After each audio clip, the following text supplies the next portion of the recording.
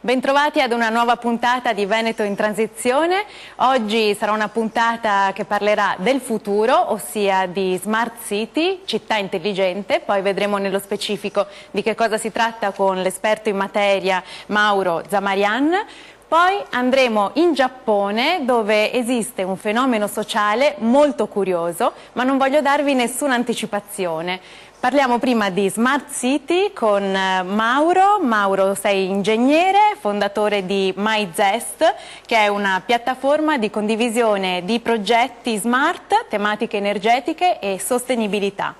Mauro, che cos'è una Smart City? Il concetto di Smart City è un po' complesso, ma in realtà possiamo chiamarla giustamente città intelligente. Diciamo che di base l'obiettivo principale è riuscire a sviluppare una serie di progetti di infrastrutture in ambito sia tecnologico che in ambito sociale che permettano di migliorare la qualità della vita e valorizzare quello che è il territorio con un occhio attento all'ambiente, quindi migliorando quello che è l'ambiente circostante. Quindi sostanzialmente una Smart City, una città intelligente, è una città dove si vive meglio, si può in soldoni riassumere così? Assolutamente. E quali sono i criteri appunto per definirla smart? Affinché appunto una città sia intelligente, o per meglio dire per vivere meglio, noi tutti dobbiamo agire a 360 gradi in tutto quello che ci circonda e da tutti i punti di vista. I criteri principali normalmente sono stati formulati e suddivisi in 6 parti principali, quindi ci deve essere un governo intelligente, ci deve essere una mobilità intelligente, una vita intelligente, delle persone intelligenti,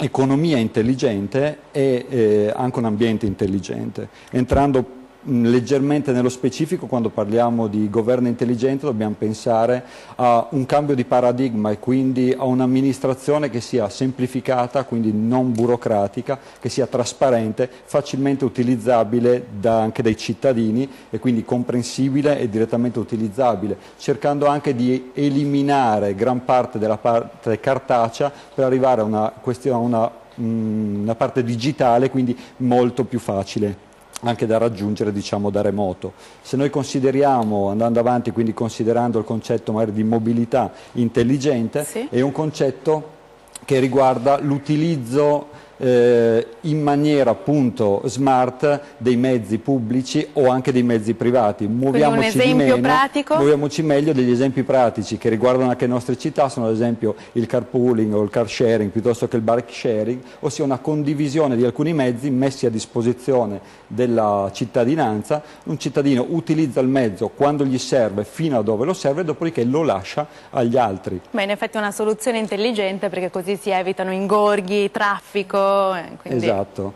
Quando parliamo invece di vita intelligente dobbiamo considerare sempre dei concetti molto vicini a noi, quindi quello che è il concetto ad esempio di filiera corta piuttosto che di chilometro zero, ossia un prodotto che posso prendere effettivamente vicino alla sorgente limitando anche quella che è tutta la filiera e quindi tutti gli intermediari, quindi un concetto che mi porta a essere molto vicino al produttore, quindi una vicinanza fra produttore e consumatore. Chilometro zero. Il chilometro zero, esatto, okay, o la filiera corta, ma anche un concetto di condivisione degli spazi comuni, quello che viene normalmente utilizzato o in ambiente, diciamo, privato piuttosto che in ambiente lavorativo con il co-housing o il co-working. Esatto. Se parliamo invece di persone intelligenti, a questo punto dobbiamo valorizzare quelle che sono le nostre risorse e la nostra capacità. Tutti noi siamo degli individui con delle capacità particolari, delle specializzazioni, e dobbiamo valorizzarle. Questo però purtroppo, dico purtroppo, passa anche attraverso un insegnamento continuo e una ricerca continua del sapere, non dobbiamo mai fermarci. È un cambio di paradigma da questo punto di vista. Continuiamo sempre a studiare, mi raccomando. E se parliamo invece di economia intelligente, deve essere un'economia più sostenibile, più a misura d'uomo. Degli esempi pratici, si parla molto di green economy. La green economy, ad esempio, è sviluppare nuovi progetti e delle nuove risorse utilizzando quello che la natura ci offre senza andare contro la natura, ma anzi supportandola. La stessa cosa sviluppando nuovi progetti e delle nuove anche realtà in ambito digitale, quindi creando nuovi posti di lavoro e creando dei nuovi sistemi che appunto ci avvicinino. Quando invece andiamo a parlare di ambiente intelligente è tutto quello che riguarda la ricerca della sostenibilità ambientale, quindi cerchiamo di utilizzare al meglio le risorse che sono scarse, cercando appunto di fare del bene alla natura. Si parla di riqualificazione, si parla sia energetica delle abitazioni così come la riqualificazione dei territori, si parla di energie alternative, utilizzare il sole, il vento, il mare per creare energia, si parla di edifici a consumo zero, sia edifici che sia in fase di costruzione che in fase di utilizzo non consumano o comunque anche se consumano compensano sia i consumi che le emissioni. Quindi cerchiamo di essere quanto più possibili vicini alla nostra terra. Questo ci sarà ricompensato perché ci permette di vivere meglio e di goderne tutti quanti. Comunque il concetto di Smart City è relativamente nuovo perché è stato introdotto nel 2010, mi confermi Mauro? Sì, diciamo che dal 2010 la Comunità Europea ha fatto un passo avanti, ha deciso di stanziare un fondo che va dai 10 ai 12 miliardi di euro per un periodo limitato 2010-2020 per progetti europei che vanno appunto nello sviluppare dei progetti in ambito smart. E il panorama italiano, come siamo messi qui in Italia a livello di Smart City? Diciamo che anche in Italia, anche se ci sono dei problemi legati alla crisi, qualcosa si muove, tante città stanno partecipando con dei progetti più o meno grandi, possiamo ricordare e fare alcuni esempi, ad esempio Genova, che sta lavorando molto in tutta quella che è la parte di gestione e di monitoria, ad esempio dell'infrastruttura sia elettrica che di riscaldamento e di condizionamento. Possiamo ricordare Torino che sta investendo molto soprattutto in quello che è la riqualificazione, quindi l'idea è entro il 2020 di abbattere del 40% le emissioni di CO2, quindi dei gas serra in atmosfera, e sta lavorando molto nella banda larga. Possiamo considerare un'altra città che si sta muovendo molto in questo periodo grazie anche all'Expo in Milano, che sta lavorando in quella che è la governance smart e quindi una trasparenza dal punto di vista della gestione e la vicinanza fra cittadino e pubblica amministrazione, solo per fare alcuni esempi. Ma anche in Veneto abbiamo una città smart, che nel caso specifico è Treviso, appunto la mia città, quindi sono molto orgogliosa di potervelo annunciare. A Treviso sono state sviluppate due iniziative in ottica smart. Uno è il progetto Treviso Sosta per la gestione ottimizzata dei parcheggi e l'altro è il progetto Energy City, finalizzato ad individuare metodi e strategie per ridurre le emissioni di CO2 nelle aree urbane. Quindi anche Treviso, anche il Veneto può dichiararsi smart. Certo, anche Treviso, anche il Veneto comunque ha delle azioni, sicuramente in varie città si stanno facendo delle azioni in quest'ottica. Per quanto riguarda Treviso, la parte, diciamo, il progetto relativo ad esempio ai parcheggi è un progetto che è partito addirittura in tempi non sospetti e sicuramente innovativo, purtroppo non ha ancora fatto l'ultimo miglio, ossia è un progetto che riguarda la gestione attraverso dei sensori dei parcheggi che permettono di capire quando una macchina è parcheggiata o meno, quindi quando un posto è libero. Il pass in questo momento permette quindi, anche senza essere vicini alla macchina, di poter effettivamente prolungare la sosta piuttosto che fare altre azioni. Il passaggio successivo sarebbe renderlo disponibile attraverso smartphone o tablet o altri sistemi, in modo tale che un utente che deve parcheggiare possa capire, possa sapere in prossimità che parcheggi ci sono e quindi arrivare direttamente al proprio parcheggio, diminuendo il tempo di attesa, il tempo di traffico. Quello sarebbe sicuramente un traguardo che ci auspichiamo tutti di raggiungere. E invece a livello europeo quali sono le città smart? A livello europeo ovviamente si sta muovendo qualcosa in maniera anche più consistente. Sicuramente prima fra tutti è Copenaghen, una città che è considerata la città più vivibile del mondo, sta lavorando tantissimo anche in questo caso dal punto di vista sia della riqualificazione e del fatto delle emissioni in atmosfera della CO2, tanto che dal 2025 si dichiarerà neutrale dal punto di vista energetico. Sta lavorando tantissimo nella mobilità e quindi nelle infrastrutture per la mobilità smart, soprattutto ciclabili, con una serie di piste ciclabili. Al momento il 40% della popolazione si muove in bicicletta. Come ad Amsterdam. Amsterdam, mi confermi che è una città smart? Addirittura molto smart, addirittura ad Amsterdam il problema è l'opposto, c'è un grosso problema di traffico di biciclette, vero? Adesso ci colleghiamo con Francesca, una ragazza italiana che sta facendo un dottorato su tematiche di sostenibilità ad Amsterdam, quindi ci colleghiamo con Francesca via Skype. Ciao Francesca, sei in linea? Ciao Gloria, grazie. Allora, Amsterdam a cosa sta puntando per essere una smart city? Beh, diciamo hanno cercato di creare una smart city a vari livelli, quindi smart working, quindi lavoro sostenibile, smart living, quindi vivere sostenibile, smart mobility, quindi muoversi per la città in modo sostenibile, e poi smart public places, quindi creare l'ambiente, diciamo, che i cittadini vivono tutti i giorni, l'ambiente della città, renderlo smart e sostenibile. Quindi molte iniziative sono state rivolte per, diciamo, rendere la città smart in questi 4 aspetti. Vi devo interrompere, torniamo subito, lancio la pubblicità.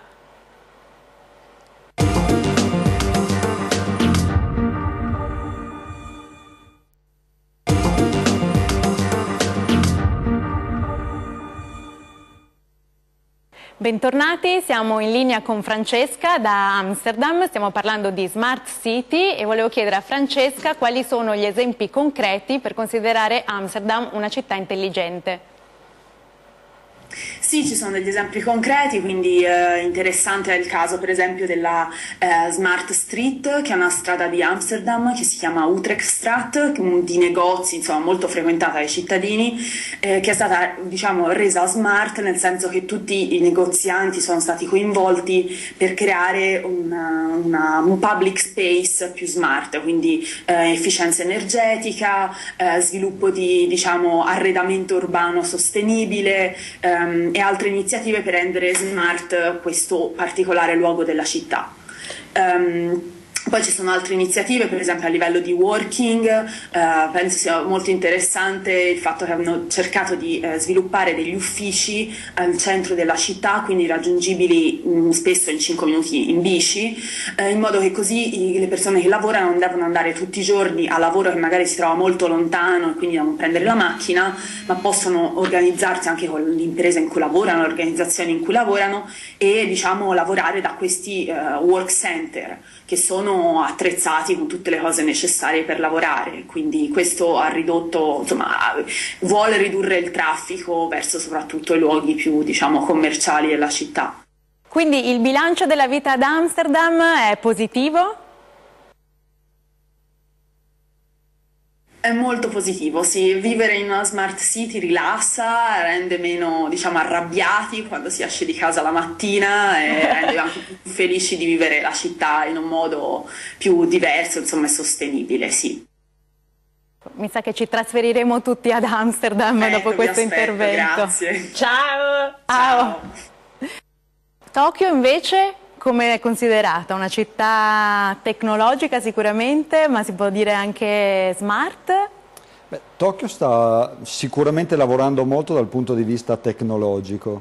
La gestione degli spazi probabilmente crea alcuni problemi di convivenza, però è sicuramente all'avanguardia da tanti punti di vista. Perché adesso ci spostiamo a Tokyo con Karma, che è appunto un documentarista che è stato in Giappone e ha raccontato una realtà veramente curiosa.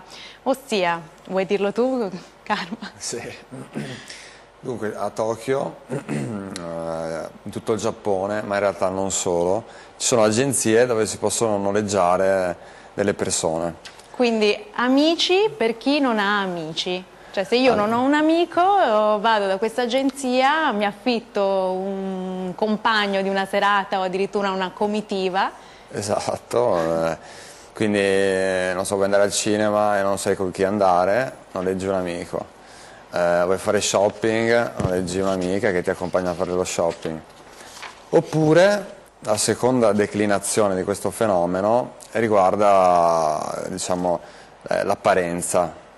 Cioè, per esempio, un matrimonio, se lei ha più amici di lui noleggia un po' di amici, e quindi al matrimonio ci saranno una decina di persone che fanno finta di essere amici suoi, che si raccontano aneddoti sull'infanzia passata assieme, e però in realtà non si sono appena conosciuti. Vediamo il trailer prima di continuare a conoscere questo argomento veramente bizzarro.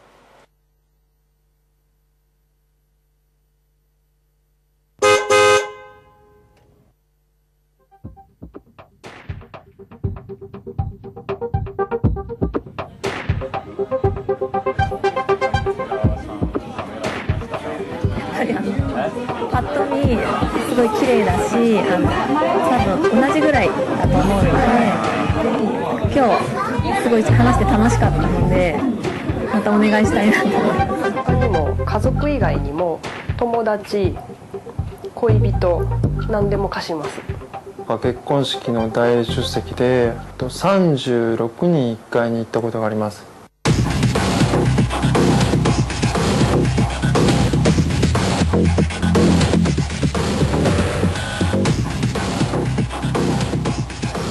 そういう人をレンタル、そういったことをするのはいいことかなと思ってます。寂しいって気持ちと、このぶつかって怖いとか演じてる時は本当にお父さんになったような気持ちになって、今までの友達とか今までの家族、伝統的な家族とか友達といったものがうまく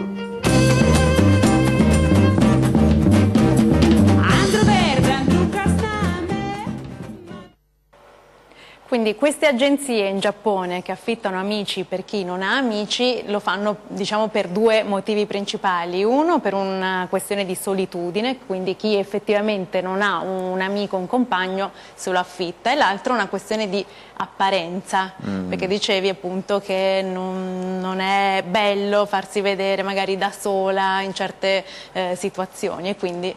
Sì. Per esempio, quando raccontavano di una madre che doveva andare al ricevimento con i professori e affittava un finto marito perché non era bello, insomma, non gli piaceva dare l'idea di essere divorziata. Oppure Cioè, le persone che si rivolgono a questo servizio sono di tutte le tipologie, uomini, donne? Sì, da quello che ho capito io sì, indifferentemente, probabilmente la fascia di età non troppo anziana, però sì, giovani, adulti. E invece chi offre, quindi chi fa finta di essere l'amico, immagino sia un attore. Cioè... È il lavoro perfetto per un attore, direi. Cioè, interpreta le parti che di volta in volta gli vengono richieste. E costa molto come servizio?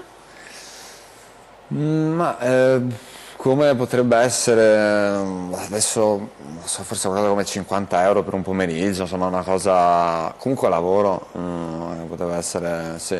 Però anche a te è successo di fare l'amico di qualcuno, perché sì, prima di iniziare in questo documentario hai deciso di iscriverti ad un'agenzia appunto di affitta amici, e ti è arrivata una telefonata che ti chiedeva di interpretare l'amico di questo personaggio. Esatto, io mi ero iscritto quando mi ero messo a indagare il fenomeno 3 anni fa, mi sono iscritto a questa agenzia, che è un'agenzia americana che però c'è in tutto il mondo, non mi ha mai chiamato nessuno, infatti in Italia insomma evidentemente questo fenomeno non è ancora sviluppato, non abbiamo questo problema, quantomeno sì, il problema degli amici.